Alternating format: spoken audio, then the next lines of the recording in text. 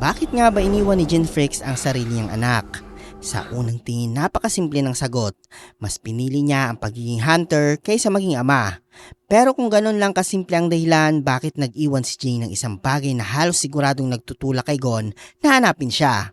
Bakit niya ginawa ang Grid Island? Bakit niya iniwan ang mga clues na kalaunan ay susundan ni Gon? At bakit na magkaroon na siya ng pagkakataong makilala ang sarili niyang anak, siya pa mismo ang umamin na hindi niya kayang harapin ito. Para maintindihan kung bakit iniwan ni Jing si Gon, kailangan natin balikan ang simula. Si Jean Freaks ay hindi ordinaryong hunter. Isa siyang napakatalinong explorer, isang mahusay na user at isa sa mga taong pinakamalalim ang koneksyon sa mga misteryo ng mundo ng Hunter x Hunter. Pero may isang problema si Jing. Hindi siya marunong mamuhay ayon sa inaasahan ng ibang tao. Para sa kanya ang pagiging hunter ay hindi lang trabaho. Ito ang buhay na gusto niyang piliin. At dito natin makikita ang pinakaimportanteng parte ng karakter niya.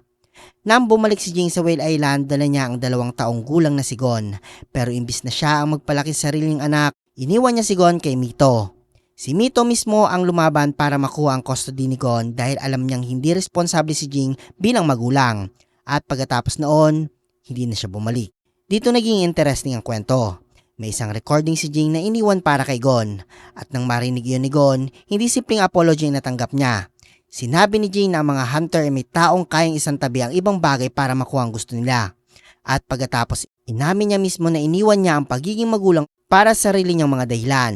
Hindi dahil pinilit siya, hindi dahil hindi niya mahal si Gon, kundi dahil pinili niya ang sarili niyang buhay. At ito ang dahilan kung bakit mas komplikado ang karakter ni Jing. Hindi niya sinusubukang palabasin ang sarili niya bilang mabuting ama. Alam niyang selfish siya at alam niyang wala siyang karapatang humarap kay Gon na para naging mabuting magulang siya. Kaya sinabi niya kay Gon, kung gusto mo ako makita, ikaw ang maghanap sa akin. At mas nakakainis pa dito mga idol, sinabi rin niyang susubukan niyang umiwas kapag narinig niyang paparating si Gon. Kung ayaw talaga ni Jing kay Gon, bakit niya iniwanan ng mga clues ito? Ito ang pinaka-interesanting bahagi. Iniwan niya ang isang non-protected recording. Iniwan niya ang memory card na konektado sa Grid Island. At ang buong journey papunta sa kanya ay naging parang isang napakalaking adventure para kay Gon. Hindi natin nasasabi na ginawa ni Jing ang Grid Island para lang kay Gon. Pero malinaw na isinama niya si Gon sa disenyo ng kanyang sariling journey. At alam ni Jing na kung gusto siyang hanapin ng anak niya, kailangan muna maging hunter si Gon. At dito makikita ang tunay na personalidad ni Jing.